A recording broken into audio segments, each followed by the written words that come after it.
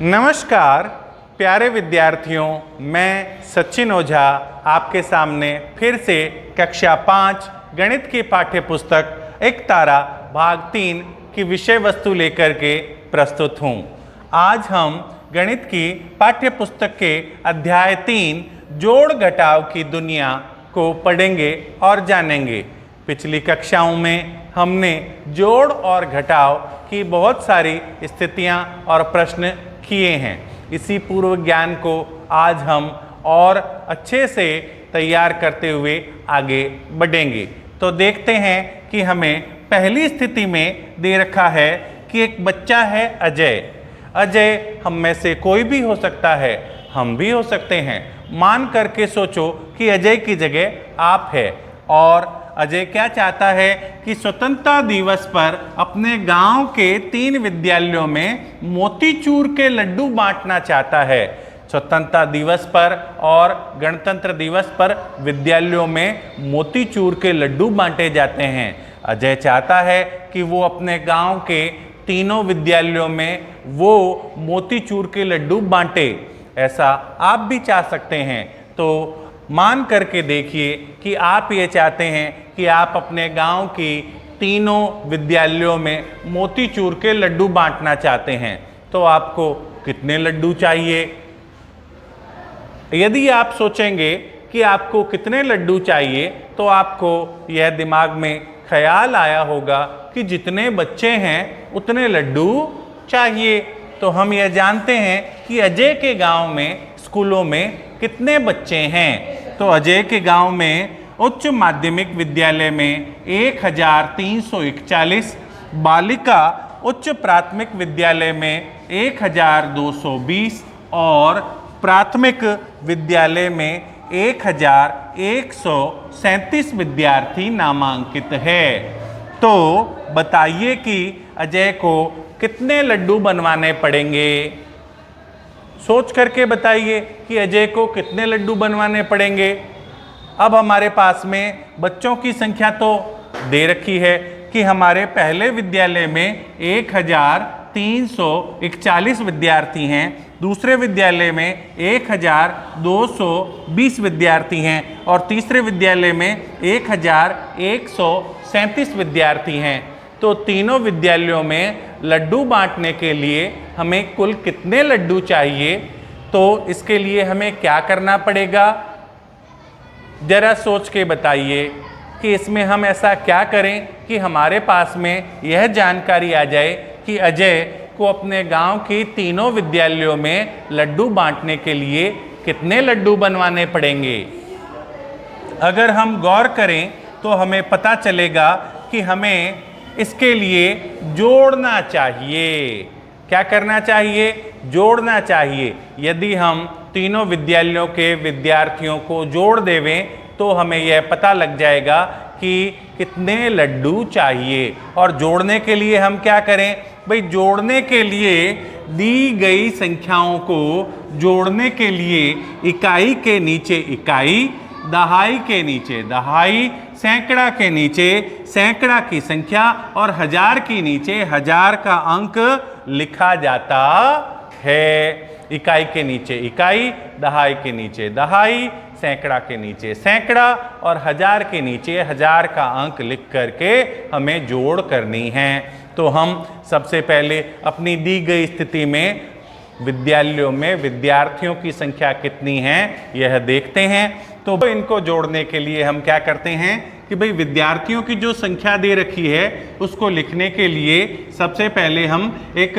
Table बनाते हैं। इकाई, दहाई, सैकड़ा, हजार। पीछे से जो अंतिम अंक है वो इकाई, पीछे से जो दूसरा अंक है वो दहाई, पीछे से तीसरा अंक सैकड़ा और पीछे से चौथा अंक हजार। यह लिखते हुए इन संख्याओं को हम व्यवस्थित रूप से लिखते हैं। तो हमारे पास में जो पहली संख्या है वो दे रखी है 1341। तो पीछे से 1, 4, 3, 1, इकाई स्थान पर 1, दहाई स्थान पर 4, सैकड़ा स्थान पर 3 और हजार के स्थान पर 1। इसी प्रकार से दूसरी संख्या में इकाई के स्थान पर 0, दहाई के स्थान पर 2, सैकड़ा के स्थान पर 2 और हजार के स्थान पर 1 और तीसरी संख्या इकाई के स्थान पर 7, दहाई के स्थान पर 3, सैकड़ा के स्थान पर 1 और हजार के स्थान पर 1।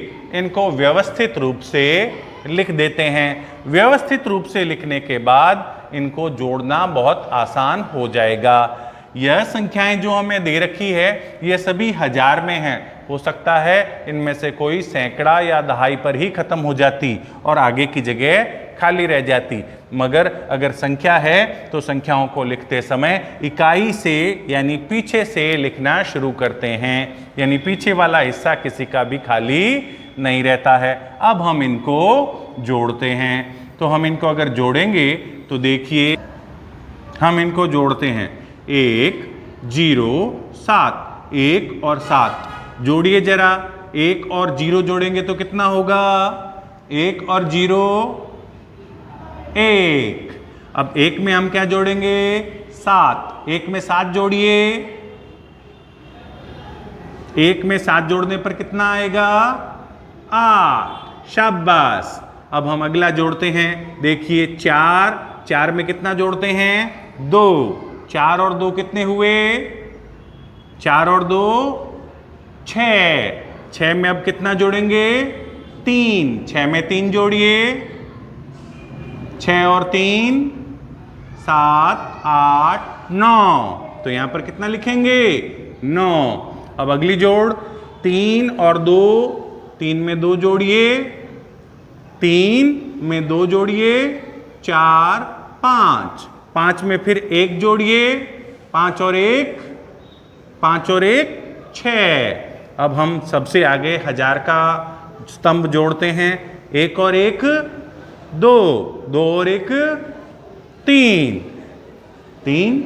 तो हमारे पास संख्या प्राप्त हुई इकाई में 8, दहाई में 9, सैकड़ा में 6 और हजार में 3।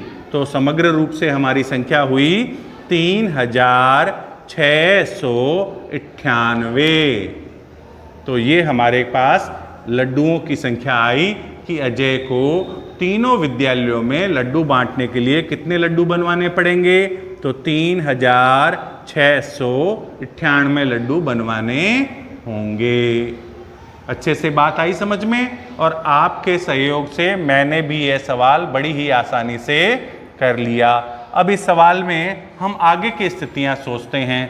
तो देखिए, सोचिए और बताइए कि यदि अजय उच्च माध्यमिक विद्यालय और बालिका उच्च प्राथमिक विद्यालय में लड्डू बांटता है तो उसे कितने लड्डू बनवाने पड़ेंगे?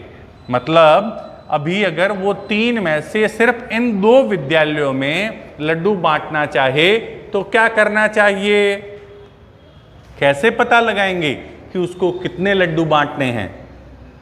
कौन कौन सी स्कूल है? उच्च माध्यमिक विद्यालय और बालिका उच्च प्राथमिक विद्यालय में यदि वो लड्डू बांटना चाहता है तो उसको कितने लड्डू बनवाने पड़ेंगे? इसके लिए क्या करेंगे? सोचिए। हाँ, हम इसके लिए इन दोनों विद्यालयों के विद्यार्थियों को आपस में जोड़ देंगे और जो संख्या आएगी अजय को इन दोनों विद्यालयों में लड्डू बांटने के लिए उतने लड्डू बनवाने पड़ेंगे। जितने विद्यार्थी उतने लड्डू। अब इसके बाद यदि अजय उच्च माध्यमिक विद्यालय और प्राथमिक विद्यालय में लड्डू बांटता है तो उसे कितने लड्डू बनवाने पड़ेंगे? बताइए कितने लड्डू बनवाने पड़ेंगे? तो इसके लिए हमें करना क्या होगा? तो वही जो हमने पिछले सवाल में किया था, बस वो हमारा जो है वो विद्यालय अलग थे, ये दोनों विद्यालय अलग है। उच्च माध्यमिक विद्यालय तो है मगर उसके साथ बालिका उच्च प्राथमिक विद्यालय की जगह प्राथमिक विद्यालय है।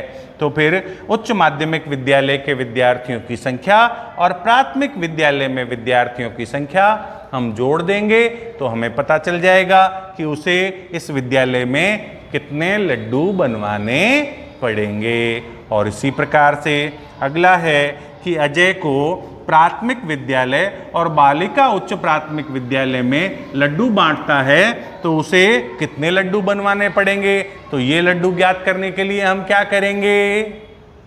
बताइए क्या करेंगे? शाबाश। हम क्या करेंगे कि हम प्राथमिक विद्यालय और उच्च प्राथमिक विद्यालय दोनों के विद्यार्थियों की संख्या को जोड़ देंगे। तो पहले हमने जो किया था उसमें हमने तीनों विद्यालयों के विद्यार्थियों की संख्या को जोड़ा था, जबकि इन 3 स्थितियों में अलग अलग 2 विद्यालयों में वह लड्डू बांटना चाहता है, एक में नहीं बांटना चाहता है। तो जिन दोनों विद्यालयों में वो लड्डू बांटना चाहता है उन दोनों विद्यालयों के विद्यार्थियों की संख्या का जोड़ करना है। यह अभ्यास आप कीजिए। तब तक हम मिलते हैं उसके बाद अगले वीडियो में। आप सब को यह बहुत अच्छे से समझ में आया होगा और आप सब इसका बेहतर तरीके से जो है ये तीनों सवाल अच्छे से करेंगे। मिलते हैं अगले वीडियो में।